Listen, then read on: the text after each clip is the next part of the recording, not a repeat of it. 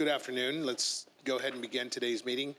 Inland Valley Development Agency, the regular meeting. We'll start our roll call process, please. And if the clerk would please call the roll. Certainly. Please state your name for the record. Members from the City of Colton. Frank Navarro. Isaac Suchel. Thank you. Members from the City of Loma Linda. Phil Duper. Thank you. Member from the County of San Bernardino 3rd District. Dawn Rao. Thank you. And member from the County of San Bernardino 4th District. Fred Hagman. Thank you. And members from the City of San Bernardino. John Valdivia. Theodore Sanchez and Fred Charette. Thank you very much. We have a quorum. Okay, very good. Thank you. At this time, we will go ahead and go into our closed session. Mr. Lewin, would you like to give us a preview? Well, we do have a closed session item. We will be taking it up at this time. I guess we should call if there's any comments that needed to be made from the public on closed session. Very good. Are there any members of the public who wish to address the commission before we head into closed session?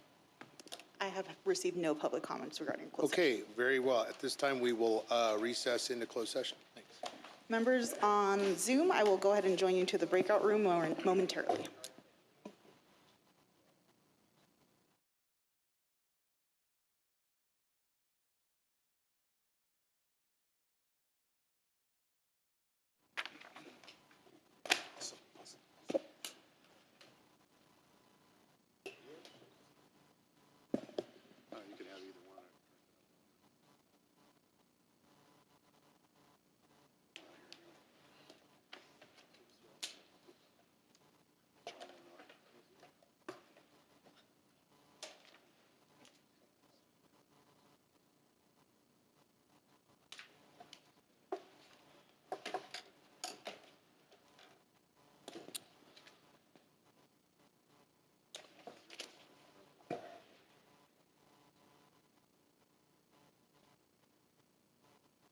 All right, supervisors, are you with us back out in closed session?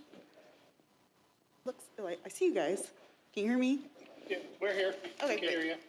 All right, we are good to go. Okay, good afternoon. We've reconvened from closed session. We will now go into our open session calendar. This time, we will ask our clerk to please call the open session roll call. Sure. Members, please state your names for the records. Members from the City of Colton. Frank Navarro. Isaac Suchel. Thank you. Members from the City of Loma Linda. Phil Duper. Thank you. Member from the County of San Bernardino 3rd District. Dawn Rao. Member from the County of San Bernardino 4th District. Fred Hagman, what's on mute? Thank you. And members from the City of San Bernardino. John Valdivia. Theodore Sanchez. Fred Charette. Thank you very much. Okay, all rise, please, and we will have Mayor Navarro lead in our Pledge of Allegiance. Please join me in signing the pledge to our beautiful Old Glory. I pledge allegiance to the flag of the United States of America and to the republic for which it stands, one nation under God, indivisible, with liberty and justice for all. Thank you very much, Mayor Navarro. Thank you. This time, any items to be added or deleted? No items, but we do have a housekeeping item from. Yeah, excuse me, Mayor. We do not have any reportable action from closed session. Thank you very much, Mr. Lewin. Appreciate that. Going to item number F, the conflict of interest disclosure. Any members wishing to disclose their conflicts? Seeing none and hearing none, we'll move on to item number G, informational items. This is item number A, our Chief Executive Officer report, Mr. Burrows. Yeah, and I'm actually going to defer to Mr. Lewin because obviously in board operations, he has another housekeeping item he wanted to address. Mike? Okay. Yes, as we are operating on this meeting remote, I would recommend to the chair that as part of calling for any vote on it, that you make an affirmative call right before each vote, because people can be calling in at any time in a remote session like this. We want to make certain anybody who wants to speak has an adequate opportunity to do so. And I would just note that we also have on our consent calendar the findings to operate remote next month as well. Okay, very good. Thank you. And then I'll just proceed quickly here. So our DFAS 2 transaction should be signing the financing documents with the developer and the county within the next week. And so we are on track for a closing the end of this month. And those funds upon receipt will go directly back into reserve. So, Mr. Cousineau, stay tuned. Get your catcher's mitt out. With that, I'll hand it back to Mr. Cousineau and a quick update on our successor agency side on the ROPS. And thanks for getting that work done. Any comments there? All right, thank you. Very quickly, on December 13th, the Countywide Oversight Board approved our fiscal year 22-23 obligations, and that included $16.6 million for our bond debt service, as well as $323,000 for our administrative budget. And that concludes my report. And last but not least, on our UAS Center, I want to say our international reach continues. Just the past week, our UAS Administrator, Kim Benson, and I entered into an MOU with Malta. They want to work with the center on technology transfer and systems integration, and that's pretty cool. A group to work with who have a strong aviation background, so we add that to the international mix. And Mr. Barrow has been working on our center and test sites. So Jeff, how you doing? Yes, thank you, Mike. So we are completing early next week the construction of the site. We're doing our flooring now and our glass and insulation. So I'm excited to show the center to you guys once it's complete. Thank you. And that concludes our reports. Thank you. Okay, very good, thank you. At this time, we'll move to item number H, board consent items, items 3 through 8. I'll move it. Duper on the mover and Charette on the second. Any final questions, comments, any public comment? All right, Ms. Clerk, if you please call the roll. There are no public comments. We have a motion by Member Duper and a second by Member Charette. Members, please state your votes for the record. Member Navarro? Yes. Member Sucho? Aye. Member Duper? Yes. Member Rao?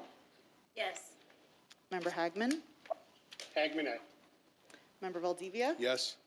Member Sanchez? Yes. And Member Charette. Yes. Thank you. The items pass unanimously. Okay, very good. This is item number 9, board action items to consider and discuss a presentation by Grid Logistics. This time, I will turn it over to Mr. Burrows.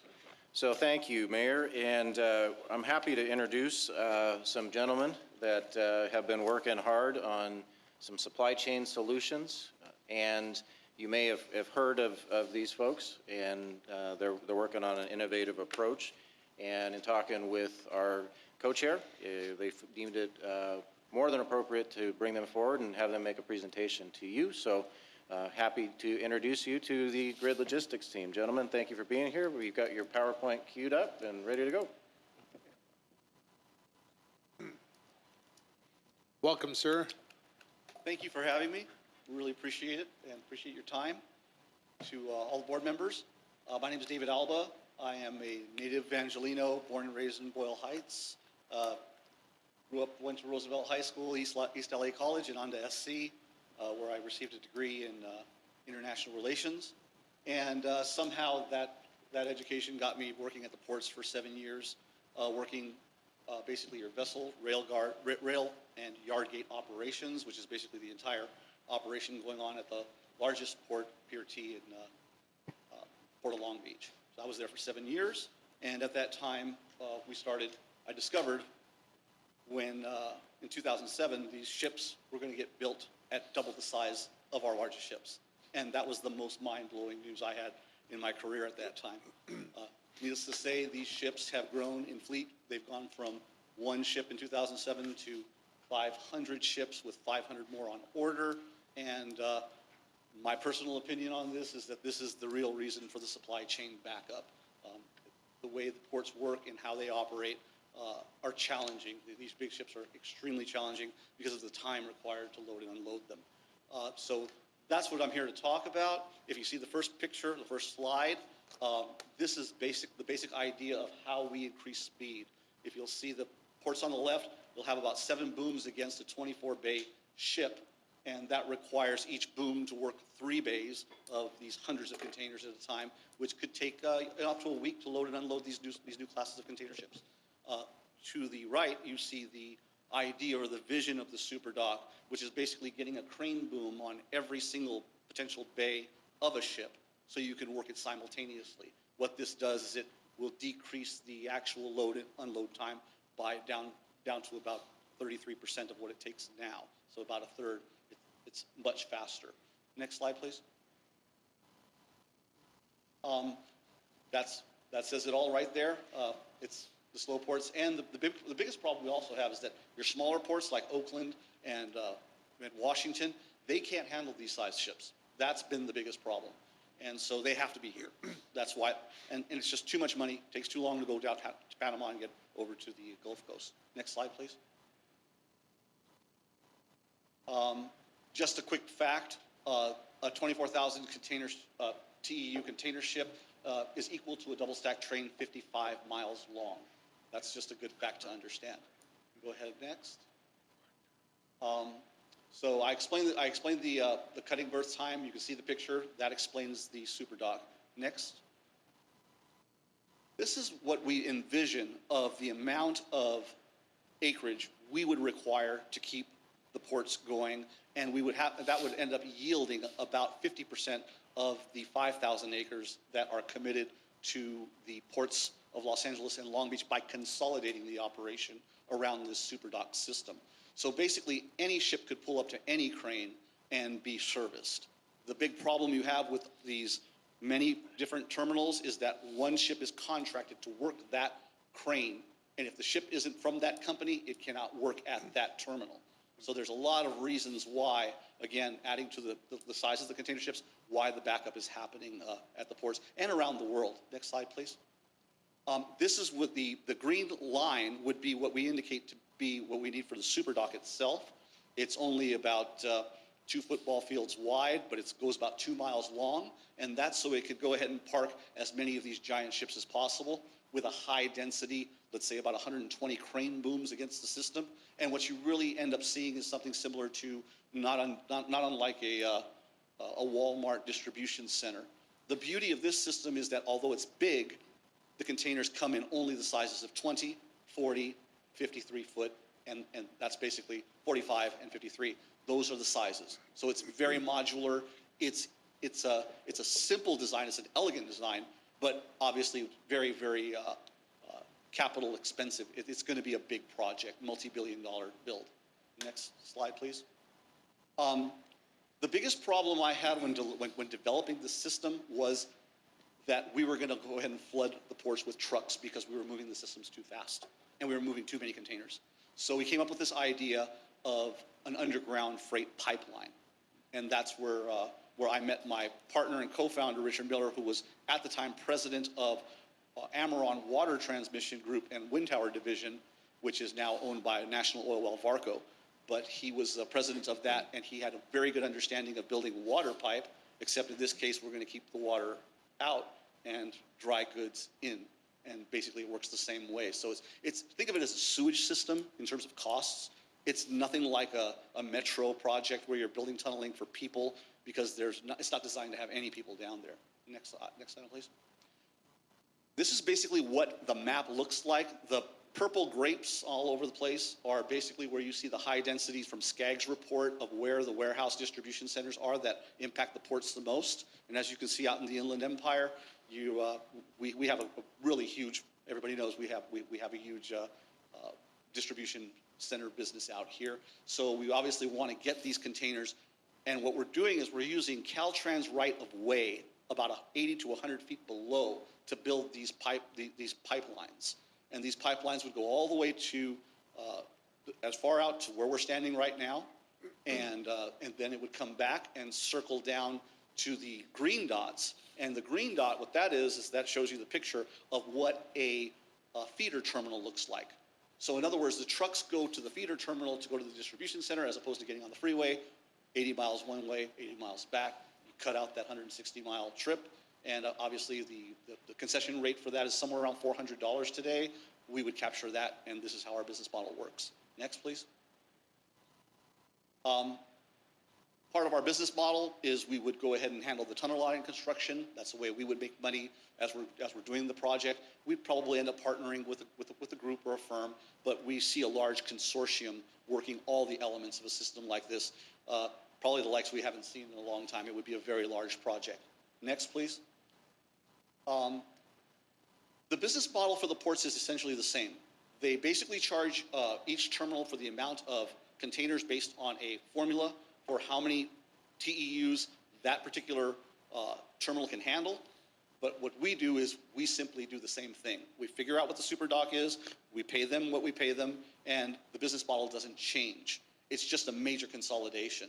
So as you can see, all the green dots you see there are basically City of Industry. You're looking at Ontario Airport, you're looking at San Bernardino Airport, then you go back down the 91, and then these particular areas are where there's a high density of distribution centers, and I call these sort of commercially zoned cities. So I think they're going to be friendly to our situation, especially with all of the deal making that can be made with these types of developments and the revenues we will be presenting, and reduction of truck traffic, especially going to and from freeways.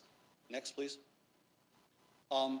We explained real quick on how the system makes money, and we're basically loading and unloading the ships, we're loading and unloading the trains, we're basically doing the supply chain and configuring it from one end to the other end, and we sort of capture all of that.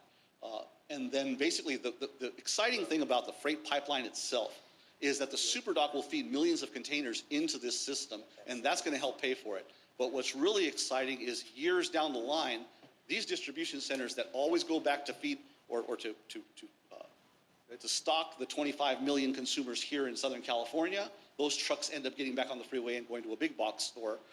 We can eliminate that by putting the containers back in the pipeline, and if it's somewhere in Torrance, it'll end up in Compton, and they'll deliver it the same principle, last mile delivery. We're really trying to keep trucks off freeways and roads. That's our biggest deal because of traffic. Next slide, please. The competition, again, is the terminals. I'll be brief so I can go ahead and run this through for questions. Go ahead. Next slide, please. And the other one was the East-West Freight Corridor you may have heard of that SCAG had produced years ago. And, of course, the 710 widening project, which they've tried unsuccessfully to do for decades. And these are also high $25 billion costs. And if they really happened, they'd probably be $40 billion costs or $50 billion costs by now. So that's what we're up against. And we believe that these projects will never happen. A double-deck freeway going across the 60 to the Inland Empire just isn't going to happen in our estimation. That's how we feel about it. Next slide, please. What we need, what we're really looking for right now, is we need third-party confirmation on studies, economic, environmental impacts, computer simulations of how the system works. We want the public to know about this project because we think people are going, well, we don't think, we know. Every time we present this idea to people who are just common citizens or commuters, they love the project. And of course, what we're looking for is a congressional project of national significance to streamline all the permitting processes and the entitlements that would make a project like this go much faster. We really want a wartime kind of effort with wartime speed, kind of a warp speed, if you will, kind of a program again that we could do something like this. That'll get some EIR exemptions, things like that, and we think we can make that happen. We want to get ourselves organized so we can lobby our up in Sacramento, down in City Hall in LA, and over in Washington, D.C. as well, to get behind this project. And it's great to start here in the Inland Empire because we just think that sometimes the interests that are in LA at the ports may be a little different than the interests out here in terms of needs. And we think that if we start the process here, we really do believe the ports will get behind the project. They may not want to be the ones to get ahead of it. Next slide, please. This is who we are, so when you get a chance to review the deck, you can see my background, my partner's background. As I said, I've already explained myself. Peter Kelly's our advisory board counsel. He used to be the chair for the California Democratic Party. And our friend here, Vicky Sierra, has been with us almost the beginning in 2011 when we first started to really start to promote the project. Next slide, please. We got support from the Sierra Club. We said if we could get support from the Sierra Club for a project like this to be studied, we could get anybody to back us. And that was probably the biggest accomplishment we got first step. The second step was to get the trades behind us, to get the unions behind us. And once we had that, we knew that we proved one important proving aspect of the project. People are going to want the project. And we think we can get a great amount of inertia if the project becomes viral, and people know about the project. Next slide. I'm going to run you through some quick numbers that are 10 years old.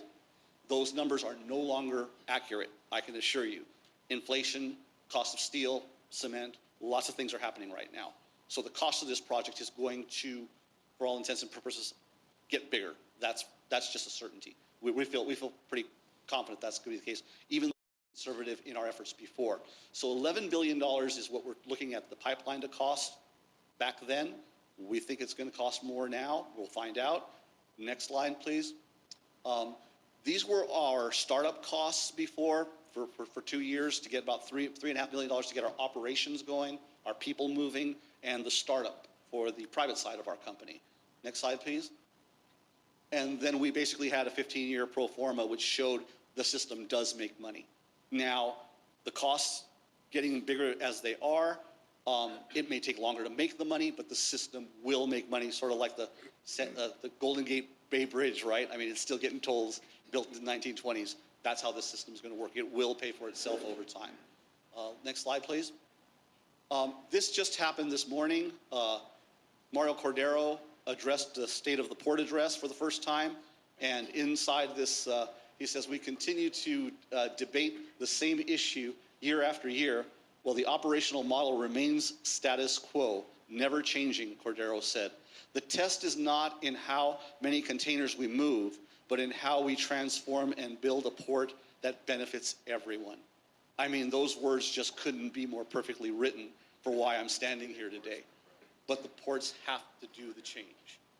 So saying there's a change and doing there's a change is where the problem is, because to the right, an American Shipper article a week before says, the disruption indicator blames U.S. ports for 80% of global inefficiency.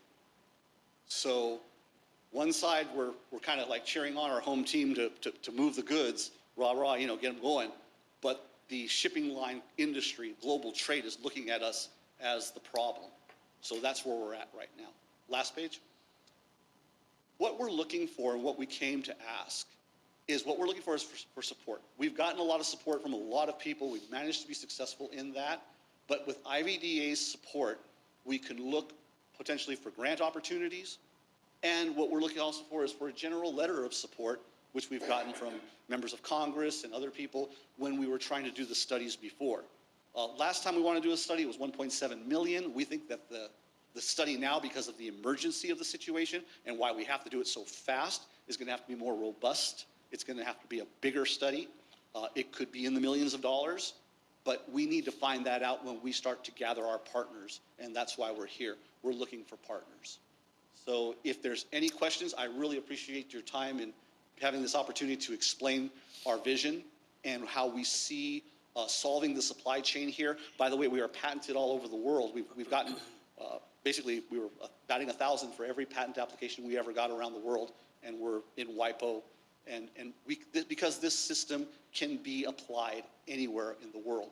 And when you build one system across the ocean from another system, there are operational synergies that are what we want to find out, what they can do, but that requires the money and the study.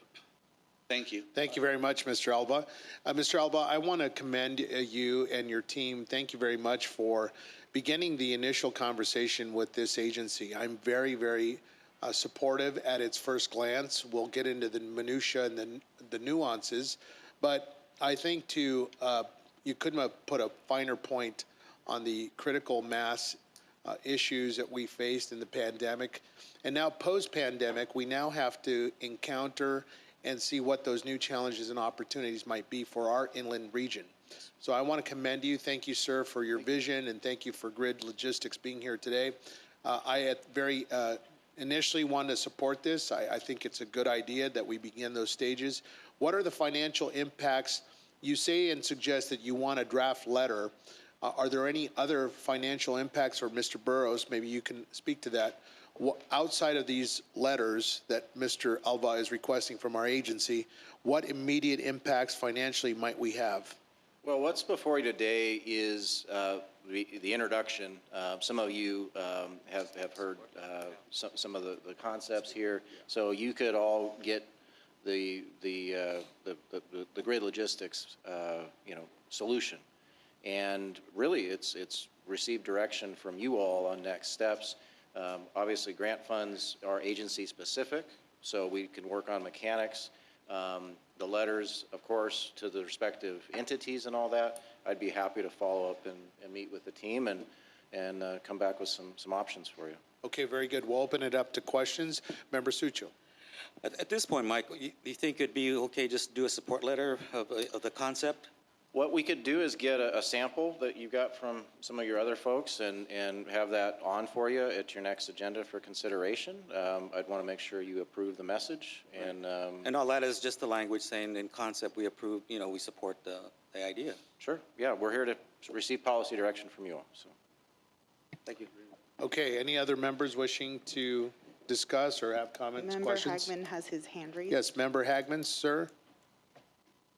Thank you, and thank you for your presentation. This is something that it's been near and dear to my heart, working on the right committees. You said you've been involved in this for over 10 years now, correct? That's correct, 10 years. Have you gone to SCAG? Yes, we went to SCAG and we presented in front of their transportation committees in 2012 and 2017. And did you get a letter of support from them at all? No, we did not. Okay, have you presented to SBCTA, SBTTA, San Diego County Transportation Authority? we've done a lot of presentations. Yes, And did you get a letter of support from them at all? no. We at that time, we weren't asking for support. We were looking for money, to be honest. At that time, we were looking for grant money. I served, just a little background, I served 6 years as the vice chair of California Ports. Understand the frustration. It's not as simple as technology. You have to have the support of the workforce down there and the hierarchy to change out technology, and they have not yet got to that stage. They are a separate entity, in which case they can't, privatize it as a public entity to build a dock and the segment station. We have gone great leaps in the last 4 years on tunneling technology with a singular provider so far, but there's more in the market, and the rates are quite a bit cheaper than your proposal right now, which is good. That means there's more people getting in the market for competition. But I really would suggest that you get with those partner agencies that basically get the federal grants. I've never seen a big check, just be honest, never seen a big check go to private entities and say, go build this. It goes from federal to state to local, either regional or county transportation authority. It's public dollars done with NEPA and CEQA and all the kind of things. And I'm a big supporter of an underground loop system eventually. In fact, we're pitching one for inland port right now to the governor's office. We're only about a 4-mile stretch, though, utilizing the current technology to get most of the way out there. So I love your ideas, but I'm just saying that I don't want you also to keep doing the same thing 10 years later and not get anywhere. I think you really have to get the support of those public organizations on board that handled this. IVDA, we would be a dock system later after it would be approved by the Regional Transportation Authority, funded and blessed by Congress, like you said. The money would be out there to get it done. And I think going that route, going back to SBCTA, I served as chair for that for 2 years for transportation as well, currently the president of SBCTA. And so we'd be happy to help with any kind of technical assistance out there. But those are, I think, the agencies to probably present to and try to get them on board. We appreciate it. Thank you. And just real quick, just to say, for history's sake, the Golden Gate Bridge from design to shovel to ground took about 14 years. The Alameda Corridor took 15 years from design to shovel to ground. These projects do require a lot of time to resonate and saturate and really cultivate. So although it's been a long slog, as Mayor Valdivia mentioned, the crisis has now met a sort of critical mass situation where we have to start doing things that really solve these problems. Thank you. We'll follow through on that. Okay, thank you very much. Any other members wishing to comment? Any questions? Mayor Navarro? Yeah, I was just going to comment, echo what the supervisor said regarding federalizing the project. far as NEPA for the federal level, CEQA, and EIRs for the state of California. Also SCAG. Correct. You know, a good partner. Yes. How long ago were you folks at SCAG?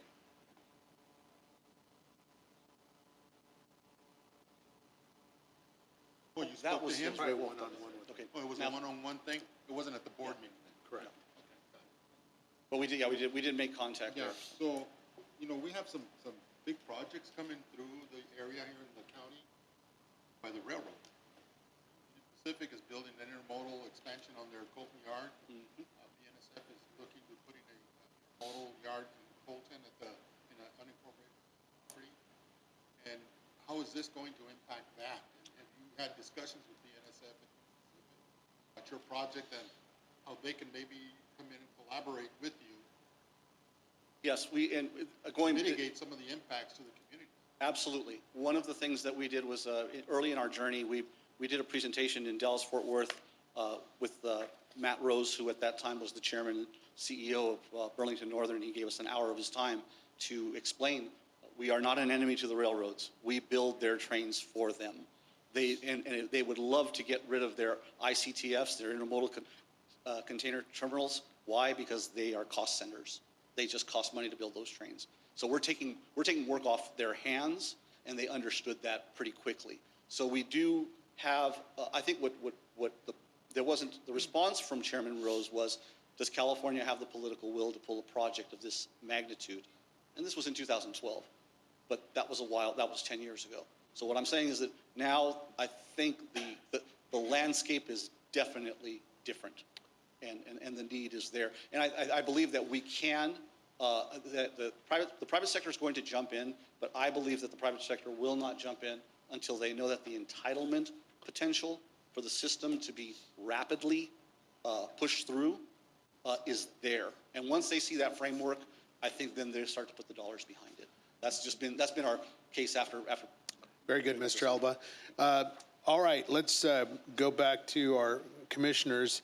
I'm hearing that there's no objections, and so, Mr. Burrows, it sounds like there may be consensus here. Mr. Lewin, do we need a vote on this to proceed forward on a letter? Do you wish to proceed forward at this time, or It sounds like it. It sounds like to another future meeting?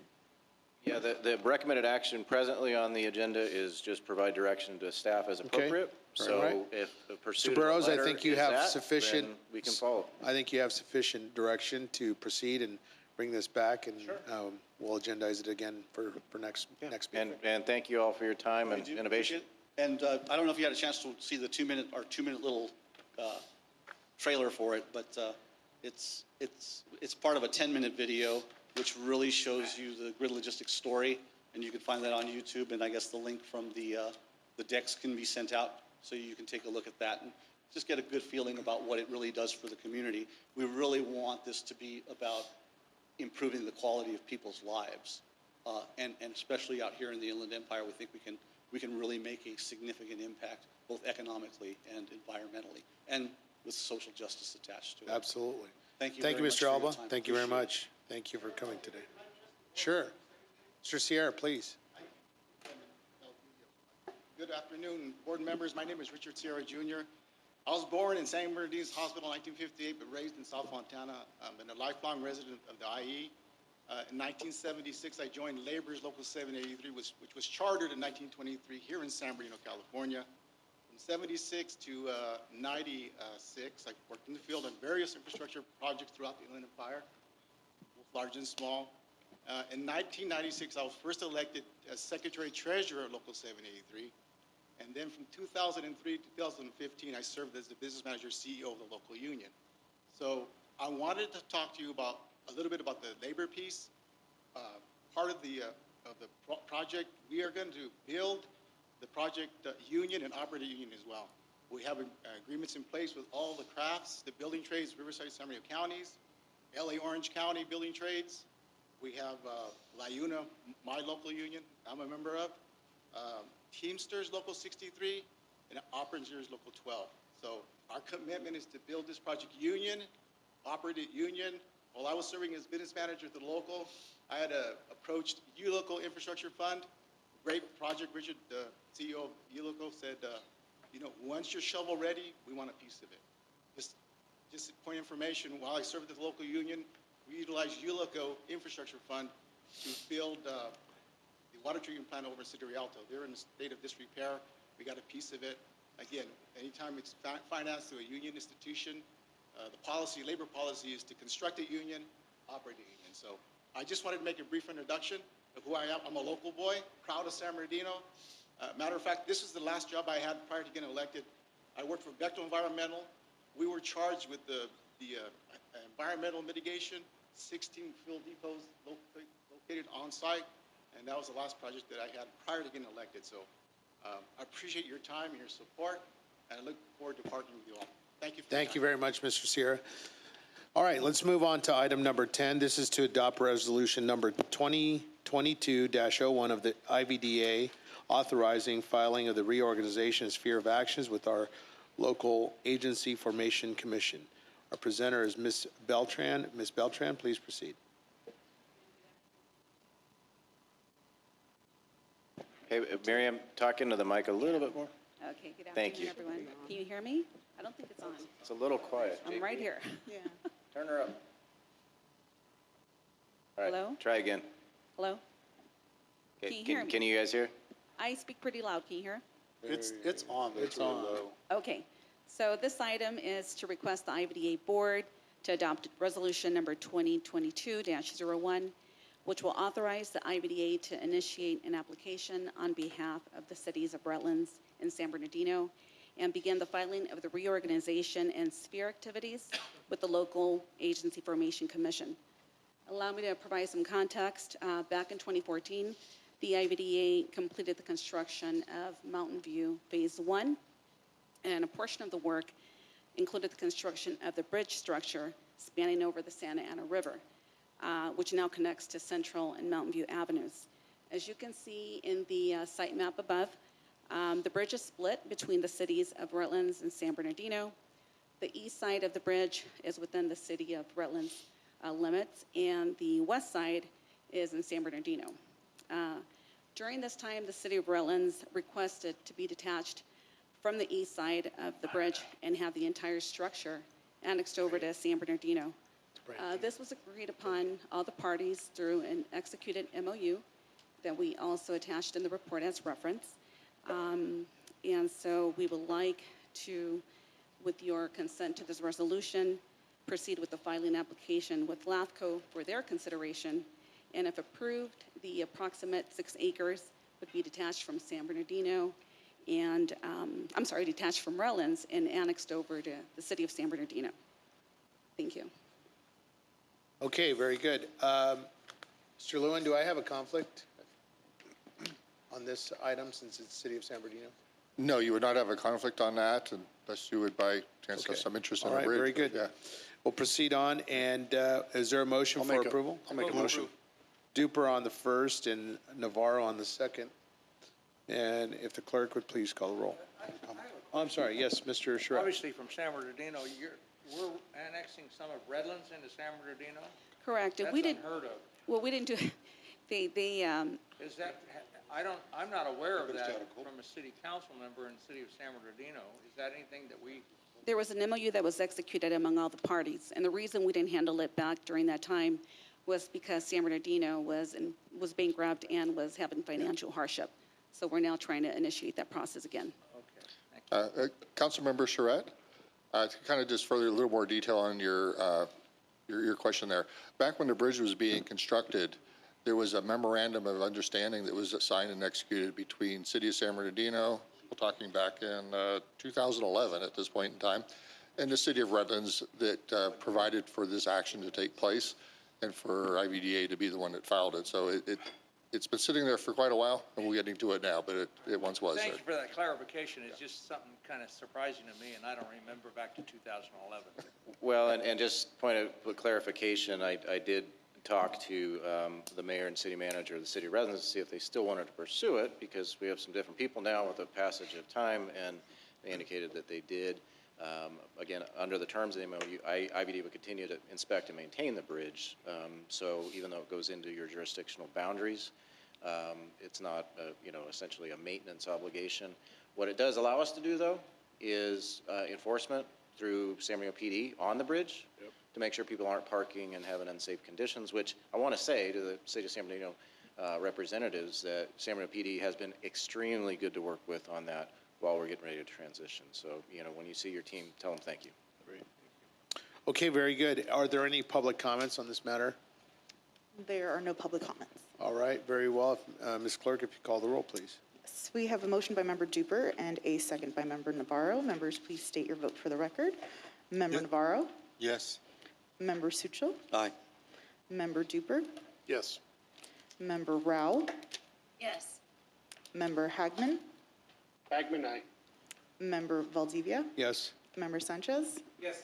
And Member Charette? Yes. Thank you. The item passes unanimously. Okay, this is item number 11, approve the amendment number 1 to the lease agreement with AeroPro LLC for the former Norton Air Force Base water tower. Mr. Burrows. So thank you, Mayor. We have some good news that the work that AeroPro was charged to do under this contract was dutifully performed and carefully inspected by Mr. Barrow through the course of construction, which is not a tall order. Sorry, that was a bad pun. But they did perform well, and we've had Jeff go through, based off of this request from AeroPro, to amend the lease. What's before you is essentially a request to do an early termination, and as consideration for that, they would extend their operations and maintenance obligations, but AeroPro has come to us and requested this. Not that they are going anywhere, they really are getting more interest and need to focus on more core business. So unless I've missed anything, that's really the extent of the amendment. The request would come with a termination, and then we would agree to compensate him for work performed. Mr. Barrow has backup documentation on the cost incurred, and that's what's before you today. Okay, very good. Member Suchel? Mike, was there going to be some text on that tower? Says something? No, we did not approve messaging, and that would be a further action we would bring back. The key element was to maintain and protect the surface, and that was the focus. Stage 2 would be messaging, and we're happy to bring that back at the appropriate time, given your interest. Okay, thank you. Any further questions from members? None, I'll entertain a motion. So moved. Second. Motion by Navarro, second by Sanchez.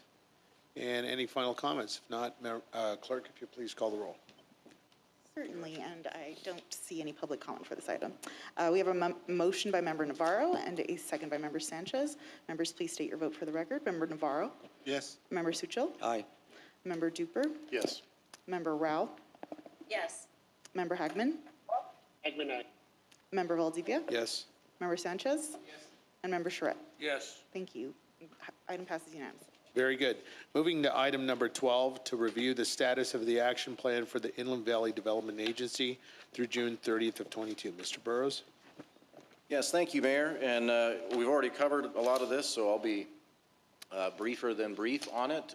Going into March, we will have an update from our Alliance California partners on their current plans for the Northgate development, which is one of the last phases in the original disposition development agreement. And that concludes my report. Very good. Any other final member comments? I have a question for Mike. Member Sucho? As I recall, there was some kind of litigation on Northgate. Was that settled and behind us now, or what happened Yes, on that? we were not directly parties No, we to weren't, that, but yes, and our City of San Bernardino representatives were very good to work with in that, and we're past that. So. Okay, thanks. Okay, very good. Any other final comments? Yeah. Sure. As you many know, I'm the alternate, and I sit in on behalf of Councilmember Ben Reynoso, and I just wanted to announce with sadness that I'm not sure if it's exactly the reason he's not here today, but his father passed away this past week, and I just wanted to recognize him and send our thoughts. Thank you for that, and if it pleases the board, we'll send regards to him and the family. I believe it was a couple of days ago. I just heard about it yesterday. Thank you, Councilmember. Okay, and thank you, Mr. Charette, and our condolences to the Reynoso family, and we'll close in Councilmember Ben Reynoso's father's honor. And if there is no more, we will close and adjourn in his memory. Thank you all.